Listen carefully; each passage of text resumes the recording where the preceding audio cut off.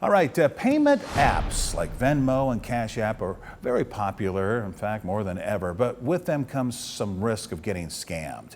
In tonight's Your Wallet report, Channel 8's Matthew Mittleider spoke with some experts who gave advice on how to safely transfer money through an app. Peer-to-peer payment apps are an easy way to quickly transfer money without the need for a cash exchange. But experts say there can be a big risk to using these apps, especially when sending money to someone you don't know. It's a very useful tool from a scammer's perspective. Once that money is spent, you have very little opportunity to get that money back again because you are the one who initiated the transaction, so ultimately the liability is yours. Planos says the BBB has seen a large increase in scams happening with these payment apps. One common hoax they see is when people buy tickets online and never get them, because the tickets weren't even real.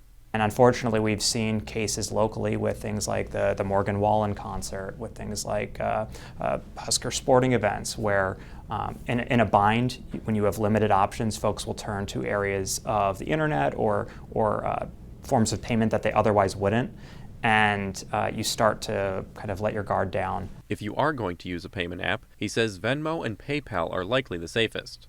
The Nebraska Bankers Association says while it's largely up to the individual to protect their own money, many banks are working on ways to prevent fraud through these apps. We've invested hundreds of millions of dollars in technology, and behind the scenes we're building new AI tools that help try and identify potentially fraudulent activity. Some banks, depending again on the app, may limit the amount of money that can be transacted between person to person. This is also the first year that all high school students across Nebraska will have to take a semester of personal finance before graduating. The Bankers Association says as kids get older and head to college, it's especially important they learn to be safe with their money. Check your bank accounts and your records routinely. I log into mine every morning now to make sure that there's not been any kind of fraud overnight.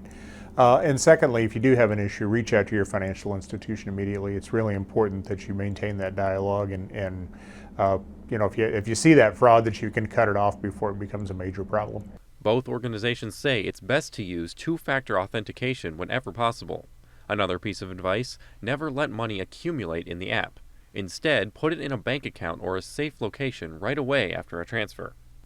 Reporting in Lincoln, Matthew Mittleider, Channel 8 News.